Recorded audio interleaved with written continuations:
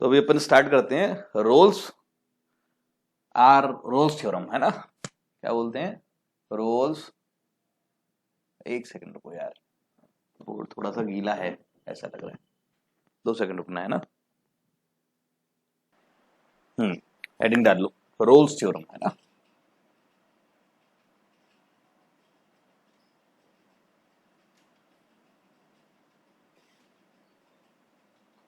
कुछ कुछ जगह से आरएमबी भी लिखा दिखा सकते हैं, है ना। कुछ कुछ जगह हम शॉर्ट में लिख देते हैं आरएमबी, है ना।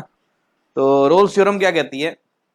रोल्स थ्योरम हमारा ये कहती है कि अगर कोई फंक्शन है, if a function defined on, लिखो, if a function defined on a से बी, क्या है? अगर फंक्शन जो है वो किसमें डिफाइंड है? It is defined in a to b, है ना। कैसे डिफाइंड है? इज नंबर फर्स्ट और सेटिस्फाइंग द कंडीशन। कौन कौन सी कंडीशन सेटिस्फाई करता है?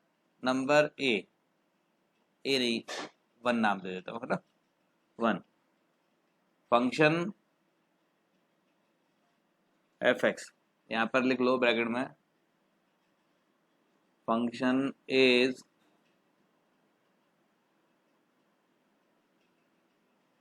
इन ए से लेकर B in the close interval. Function क्या होना चाहिए? कंटिन्यूस होना चाहिए ए से बी क्लोज इंटरवल में, ठीक है। एंड सेटिस्फाइज, है ना। और ये कंडीशन सेटिस्फाई करता है। नंबर सेकंड कंडीशन क्या सेटिस्फाई करता है? एफ एक्स इज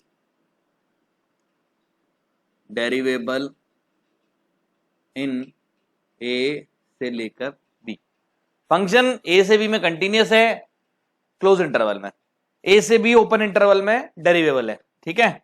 तीसरा स्टेटमेंट क्या कहता है? तीसरा कहता है एंड एफ ए बराबर एफ बी। एफ ए की वैल्यू क्या है? एफ बी के बराबर है। तो इसका जो रोल्स थ्योरम है उसका स्टेटमेंट क्या कहता है? Then there exist at least one FC,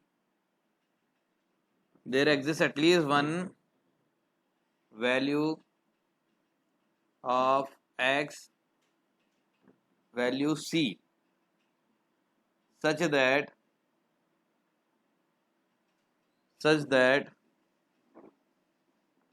f dash C equals to 0, ठीक है। मतलब उस केस में क्या होगा कि ए से बी में कंटिन्यूस है, ए से बी के बीच में क्या है? आपका डेरिवेबल है ना, ओपन इंटरवल में, ठीक। ए से बी के बीच में कंटिन्यूस होना चाहिए क्लोज इंटरवल में, और एफ ए की वैल्यू जो है वो एफ बी के बराबर हो जाए। तो हम क्या कहेंगे कि there exist at least one value of c, one value c such that f c बराबर 0। और क्या है? और यहां पर लिखना where c belongs to, one value c belongs to a b in open interval such that f dash c बराबर 0, ठीक है। तो ये तो रहा इसका क्या भाई, ये हमारा एलजेब्रिक मीनिंग है ना, ऐसा कहें। तो ये रोल्स थ्योरम का स्टेटमेंट है। अब what is the geometrical meaning?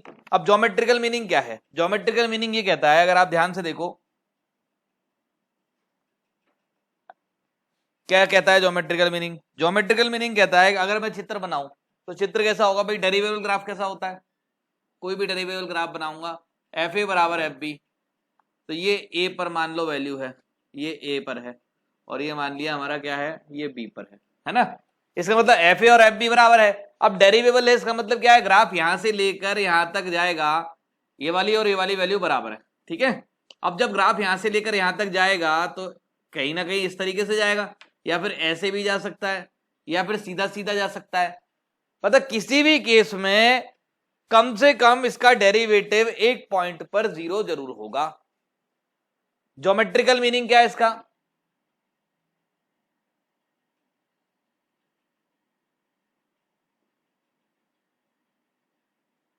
Geometrical meaning, अगर आपने उस पॉइंट का नाम ए दिया, इस पॉइंट का नाम बी दिया, ठीक है, तो there exist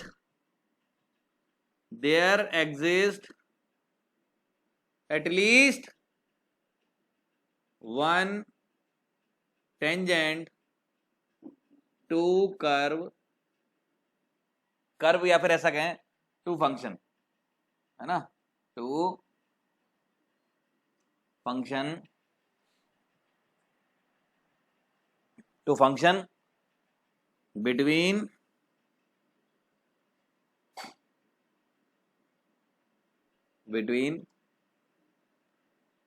x belongs to a से b such that x belongs to a से b which is parallel to line AB और स्लोप इक्वल्स टू 0। मतलब स्लोप इक्वल्स टू 0 की क्या होगी, कम से कम एक टेंजेंट एग्जिस्ट करेगी, ठीक है। इसका यूज कहां पर आता है, इसका यूज एक आध दो जगह पर आता है। जैसे मान लो आपको कोई पॉलिनोमियल फंक्शन दिया है, अब पॉलिनोमियल फंक्शन दिया है एफ ए बराबर एफ बी हो गया, तो आप क्या बोलोगे कि उसके बीच में क्या होगा, उसके डेरिवेटिव का कम से कम एक रूट एग्जिस्ट करेगा ही करेगा, समझ गए। या फिर दूसरी भाषा में ऐसा बोला जा सकता है कि कोई भी पॉलिनोमियल है, कोई भी पॉलिनोमियल इक्वेशन है, उसके दो रूट के बीच में उसके एक डेरिवेटिव का रूट एग्जिस्ट करता है, ठीक है। अगर पॉलिनोमियल के टर्म्स में बोलना चाहूं, उसे मैं लिख नहीं रहा हूं अपनी भाषा में, कॉपी में लिख लेना क्योंकि इसमें आईआईटी में सवाल आया हुआ है, ठीक है। अगर कोई भी पॉलिनोमियल है, उसके दो रूट के बीच में उसके डेरिवेटिव का कम से कम एक रूट एग्जिस्ट करेगा, ठीक है। यहां पर एक चीज ऐसी नोट करके देख सकते हो, ये इससे अलग है, ठीक है। किताबों में कुछ कुछ में साथ में भी दिया होता है, there exist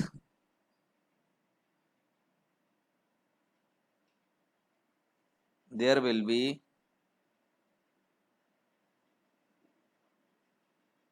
be at least one root of the derivative of polynomial between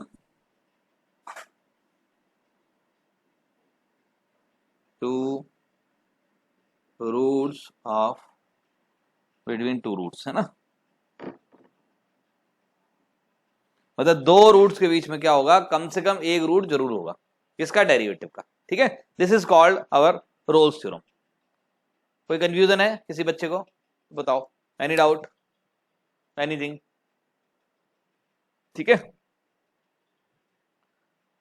note कर लो जल्दी से। इसके बाद सिखाते हैं आपको Lagrange's mean value theorem, LMBT। तो देखो ये जो दिख रहा है ना, अब देखो यहां से ए से लेकर बी तक जब जाएगा तो कम से कम एक हॉरिजॉन्टल टेंजेंट तो बनेगी। ये देखो यहां बन सकती है, ये भी बन सकती है, क्योंकि एक बार जो इंसान ऊपर गया फिर वो नीचे आएगा, तो डेफिनेट बात है, और ऐसी पाथ से आएगा बढ़िया जो डेरिवेबल पाथ है, तो कम से कम एक हॉरिजॉन्टल टेंजेंट तो बनेगी। हाँ, कम से कम एक बनेगी, एक से ज्यादा कितनी भी बन जाए वो कोई फर्क नहीं पड़ता है ना। तो ये अपना ज्योमेट्रिकल मीनिंग था, है ना। इसके बाद देते हैं नई heading, Lagrange's mean value theorem. इसको कहीं कहीं पर किसी किसी जगह पर RMV भी बोल दिया जाता है ना, ठीक है। रोल्स मीन वैल्यू थ्योरम, ये it is also mean value theorem है, ठीक है।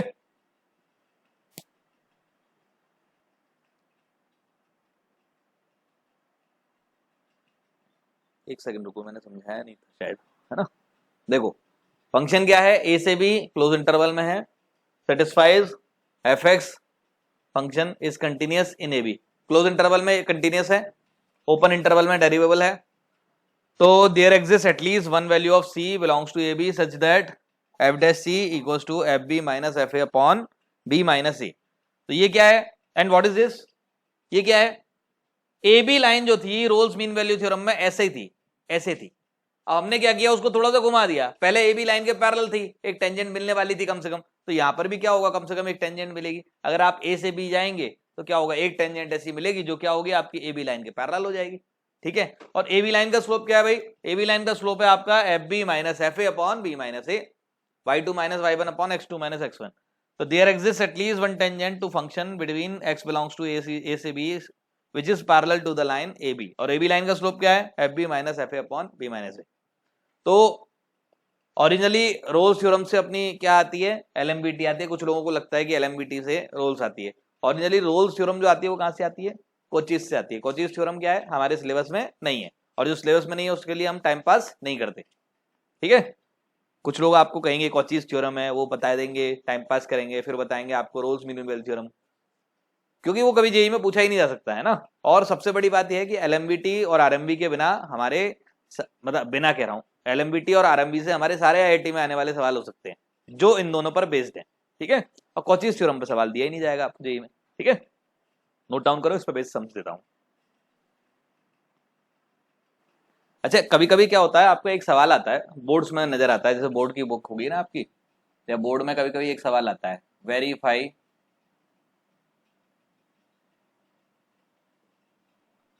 रोल्स थ्योरम, क्वेश्चन लिखा होता है, और फॉर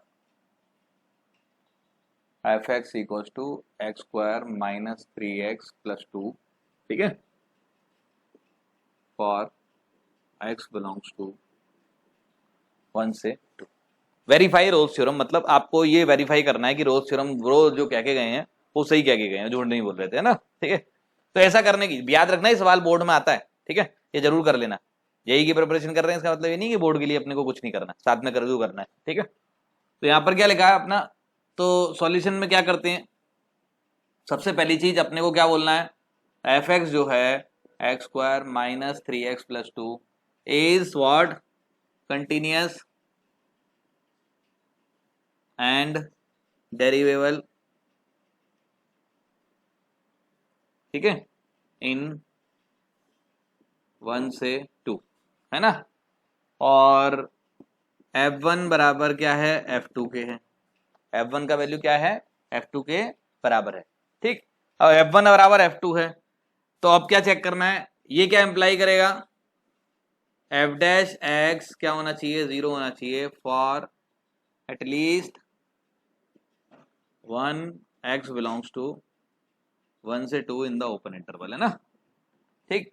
तो अब इसको वेरीफाई करते हैं।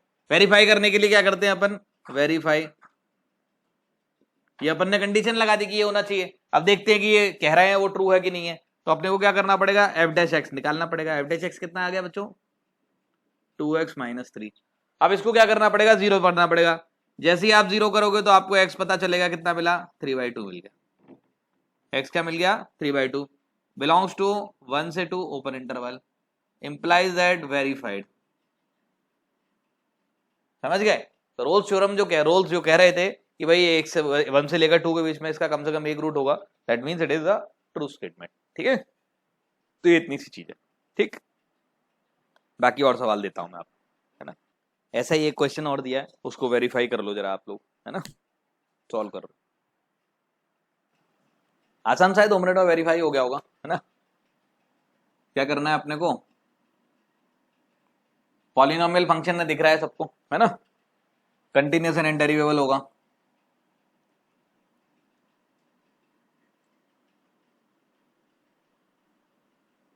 एंड एफ ए बराबर एफ बी है कि नहीं, 0, दोनों 0 है, बराबर 0, ठीक है।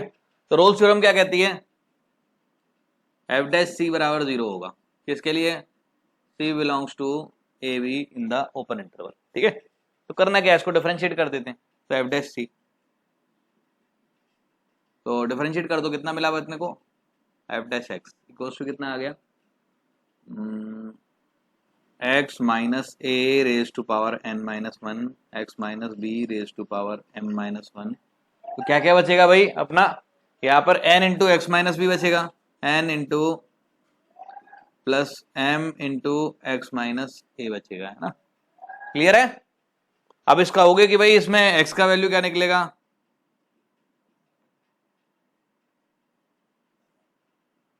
यहां से क्या हो गया, n plus m into x minus n b plus m a, है ना। इसको जैसे ही 0 करोगे तो आपको x का वैल्यू क्या मिल जाएगा, यहां से x बराबर n b plus m a upon n plus m, और x जो मिल रहा है वो b और a के बीच में है, एक तरीके से इंटरनल डिवीजन जैसा फॉर्मूला है ना, तो a और b का कुछ ना कुछ मल्टीपल है, तो ये क्या होगा, x जो होगा वो a से लेकर b के बीच में लाई करेगा। आपने पढ़ा है वो सेक्शन फॉर्मूला पढ़ा था ना, उसी टाइप से तो है, a और b के बीच में ही तो लाई करेगा ये, ठीक है। तो यहां से लिखेंगे belongs to a b, hence verified, ठीक है, हैंस वेरीफाइड। अब इसके मैं आपको समझ देता हूं, ठीक है, नोट डाउन करो, इसके समझ देता हूं। हाँ, तो ये 3 क्वेश्चन हैं, जल्दी से इनको सॉल्व कर लो।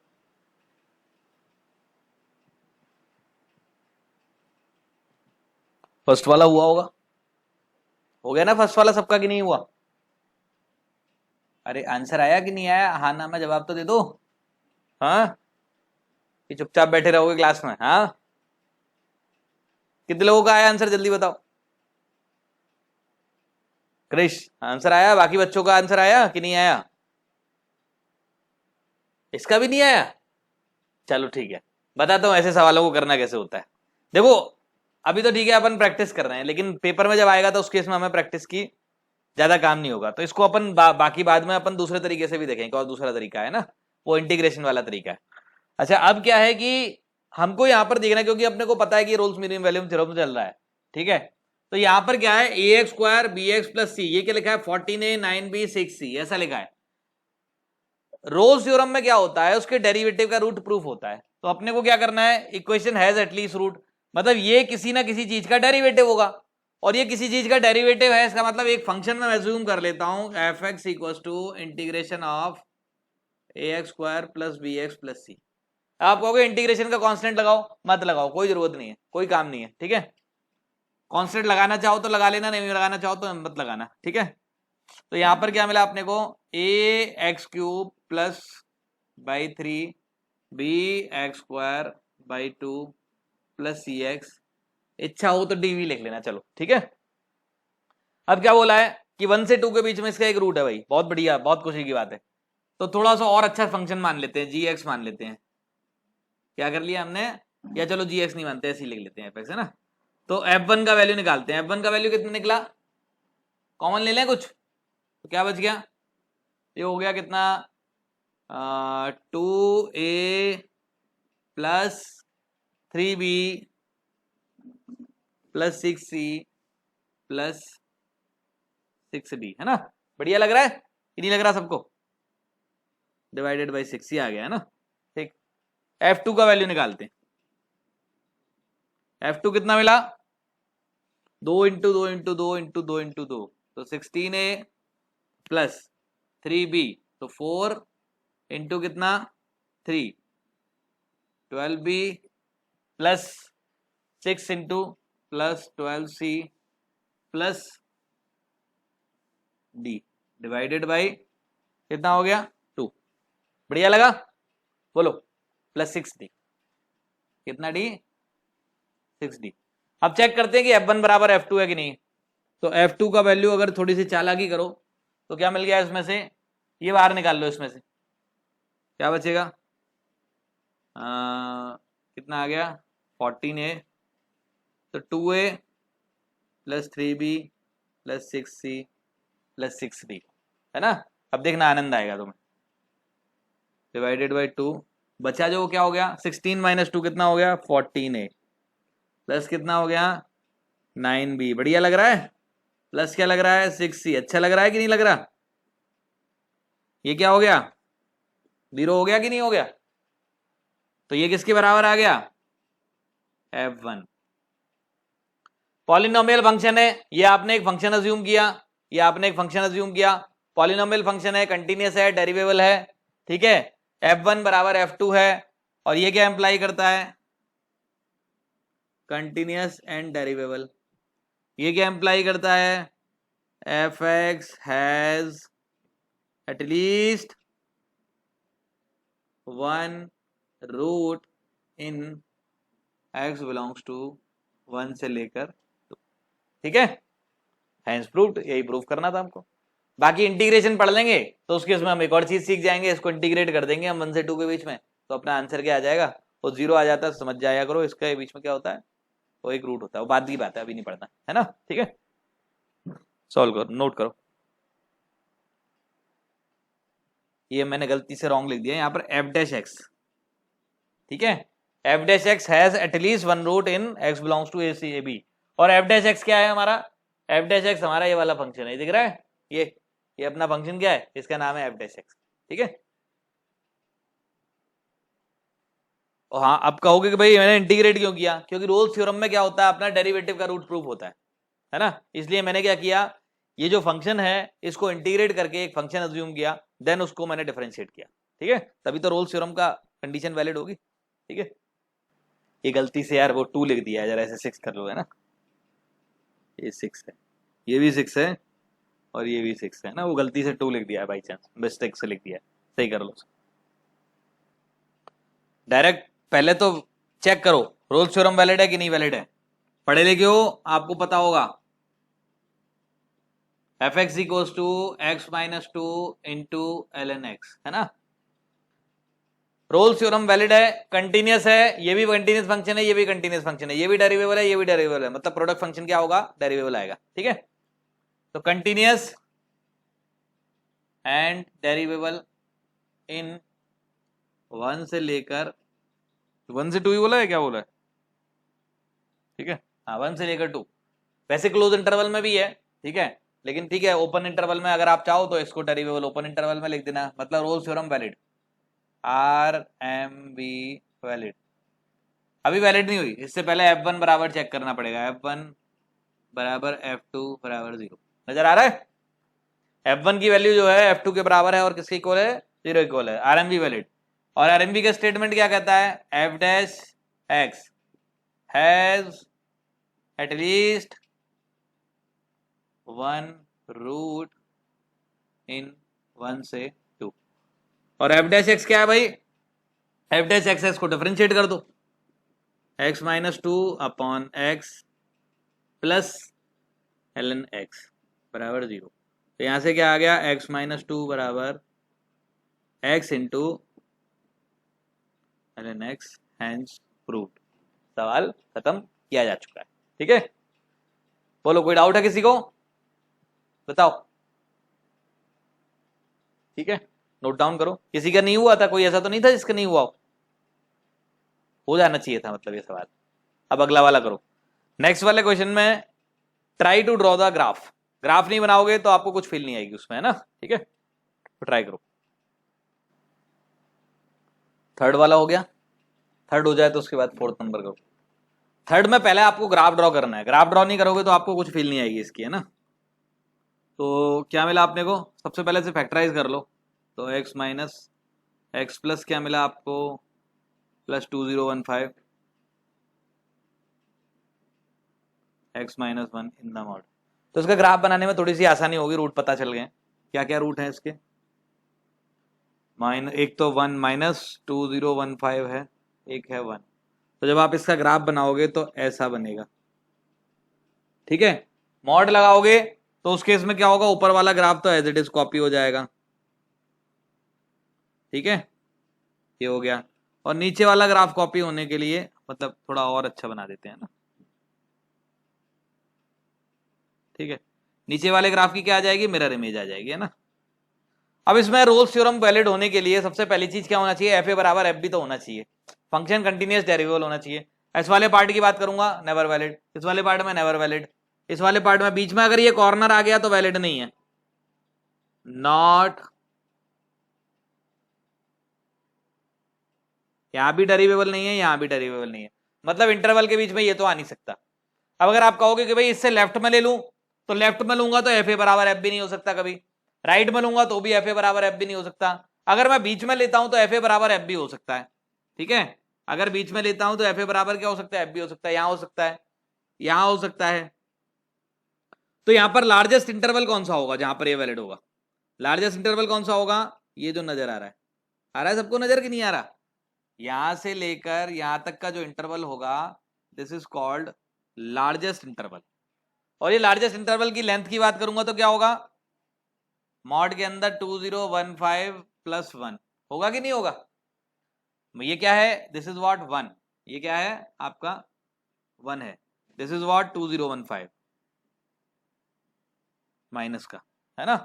तो माइनस का 2015 प्लस 1 कितना हो गया, दैट इज 2016। तो लेंथ कितनी हो गई, लार्जेस्ट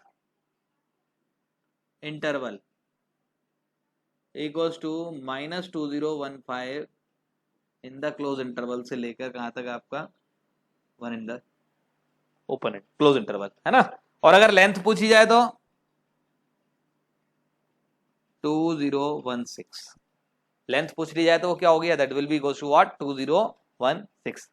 क्लियर है सबको, क्लियर है तो नेक्स्ट नंबर सम पर आ जाओ जल्दी से। होमवर्क ये वीक के लिए थोड़ा ना होता, होमवर्क तो होता है नेक्स्ट क्लास के लिए। तो देखो क्या कहता है हमारा, एफ एक्स दिया है, एल एन एक्स दिया है ना। तो एफ एक्स जो है equals to l N x continuous and derivable, ठीक है। ए से बी में कंटिन्यूस भी होगा, डेरिवेबल भी होगा, क्योंकि अपने को पता है ए का वैल्यू और बी का वैल्यू क्या है आपका, दोनों का 0 से बड़ा है, और बी ए से बड़ा दिया हुआ है, ठीक है। अच्छा अब इसमें L M B T valid होगी, L M B T valid in a से बी क्लोज इंटरवल, ठीक है, क्लोज इंटरवल में वैलिड है। और एल एम बी टी क्या कहती है हमारी, एफ डैश सी बराबर क्या होगा भाई, f b minus f a upon B minus a. और भाई एफ डैश सी क्या है, एल एन एक्स का differentiation at x equals to c, तो ये क्या हो गया 1 upon c, f dash c हो गया। और l n b minus l n a, तो l n b minus l n a upon B minus a बराबर कितना हो गया भाई, l n B upon A upon B minus ए। अब इसके बाद क्या है, कुछ बच्चों को ये कंफ्यूजन होता है कि भाई ये कैसे प्रूव करें। अब इसमें क्या कह रहा है, अब आप मुझे बताओ, ये तो स्लोप आ गया, ये स्लोप आ गया, ये क्या है, ये जो है ये इसके बराबर है, एफ डैश सी पर जो स्लोप है इसके बराबर है। अब आप मुझे बताओ ये जो स्लोप वाला फंक्शन है, स्लोप वाला फंक्शन कौन सा है, F dash x equals to 1 upon X, F dash x equals to 1 upon X strictly decreasing है कि नहीं है,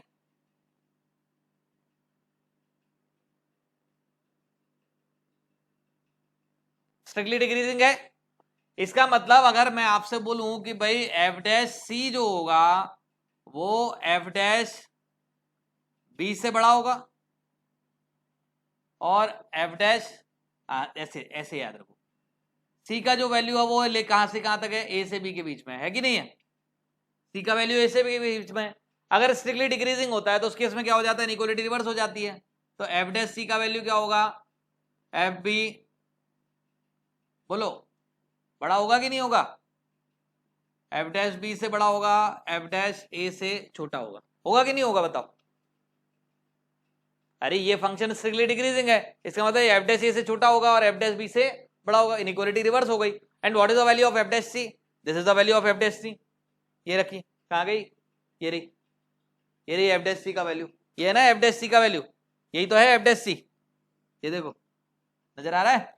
और ये क्या है, एल एन के अंदर B minus A upon B upon A upon B minus A. And what is the value of F dash A, 1 upon A. And what is the value of F dash B, 1 upon B. Clear, कोई doubt है बताओ, क्या करना है अब, cross multiply कर दो and you will get the answer. इधर मल्टीप्लाई कर दो, इधर बी माइनस ए का मल्टीप्लाई कर दो, B minus A is a positive number क्योंकि B is greater than A, तो यहां से क्या मिलेगा आपको, B minus A upon B is less than ln b upon a is less than b minus a upon a, और इसके आगे क्या लिख दो, हैंस प्रूव्ड, सवाल खत्म हो गया। ठीक है, जल्दी से नोट करो, इसके बाद एक और क्वेश्चन देता हूं आपको, कि मैं यहाँ पर b माइनस a लिखना भूल गया। ठीक है, करो, एक और क्वेश्चन है, इसको सॉल्व करो। अपने को प्रूव करना है, ये a है ना, using LMBT prove that a minus b upon 1 plus a square, 1 plus a square है ना, ठीक है, is less than cot inverse b minus cot inverse a और यहाँ पर क्या लिखा है, a minus b right side में less than a minus b upon 1+b²। Prove करो जल्दी से, छोटा सा सवाल है ना। इसके बाद ये अब चैप्टर अपना खत्म हो जाएगा। बाकी बेसिक बेसिक सवाल इसके कभी अच्छे सवाल होंगे इस चैप्टर के तो मैं आपको करा दूंगा इकट्ठा कहीं, ठीक है। चलो सॉल्व करो जल्दी से।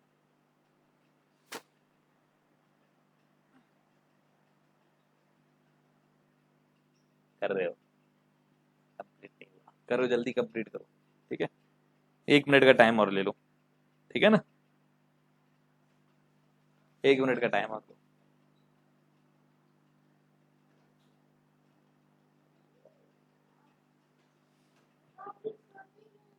चलो देखो सॉल्यूशन देखो, है ना। क्या लिखा है अपना, सबसे पहली चीज फंक्शन क्या लेना है, नजर आ रहा है कॉट इनवर्स एक्स, है ना। कहां से कहां तक लेना है, एक्स की वैल्यू ए से लेकर बी, है ना, क्लोज इंटरवल में ले लेते हैं। उसमें अपन LMVT लगाते हैं ना, LMVT। तो इसमें से पहले 1-2 एनालिसिस अपन कर लेते हैं, क्योंकि अपने को क्या करना है, a minus b upon 1+b²। 1+b² क्या होता है, कॉट इनवर्स एक्स का स्लोप होता है, मतलब विद नेगेटिव साइन होता है, 1+x² है ना। तो f'(x) अपन कैलकुलेट कर लेते हैं -1/1+x²। अगर तो ये क्या है, स्ट्रिक्टली इंक्रीजिंग है कि नहीं है, क्यों है बताओ, क्योंकि ए और बी दोनों क्या है, 0 से बड़े हैं। 0 से आगे जाने पर ये क्या होता है, 1+x² क्या होता है, इंक्रीज होता है। लेकिन इसके आगे साइन क्या लगा है, 1+x² क्या होता है, इंक्रीज होता है। डिनोमिनेटर में लिखा है तो डिक्रीज हो रहा है, साइन माइनस लगा है तो ये क्या होगा, इंक्रीज हो रहा है। It is what, strictly increasing. Strictly increasing मतलब स्मॉलर वैल्यू पर स्मॉलर वैल्यू, लार्जर वैल्यू पर लार्जर वैल्यू। तो यहां पर अपन क्या करते हैं, अब लगाते हैं LMVT लगाया तो क्या मिला अपने को, cot inverse b minus cot inverse a upon B minus a. Clear है, बोलो कोई डाउट है। तो अब ये क्या है, ये अपना f'(c) है। अब क्योंकि c का वैल्यू जो होता है वो हमारा a से लेकर b के बीच में होता है। अब क्योंकि फंक्शन जो है स्ट्रिक्टली इंक्रीजिंग है, इसका मतलब f'(c) का जो वैल्यू होगा वो f'(a) से बड़ा होगा और f'(b) से छोटा होगा। क्लियर है कि नहीं है, बताओ कोई डाउट है किसी को तो बोलो। तो यहां से अपन बोल सकते हैं कि cot inverse b minus cot inverse a is less than equals to what, f'(a) क्या हो गया, -1/1+a²। क्लियर है, एक सेकंड रुको, मैंने कुछ गलती तो नहीं कर दी, हाँ सही, छोटी सी मिस्टेक कर दी ऐसा लग रहा है कुछ, है ना। fb minus fa upon b minus a, ठीक है, cot inverse b minus cot inverse a, ठीक है, f'(x) c का वैल्यू a से b, f'(b) कितना हो गया, -1/1+b², है ना, ठीक है। ये मिल गया, अपॉन में कितना मिला, अपॉन में मिल गया b माइनस a, ठीक है। ओ मैंने सवाल में ही रॉन्ग लिख दिया, यहाँ पर a² होना चाहिए यार, क्वेश्चन में रॉन्ग था यार, गलती से रॉन्ग लिख दिया, सॉरी, है ना। तभी मैं कह रहा गलत कैसे हो रहा है।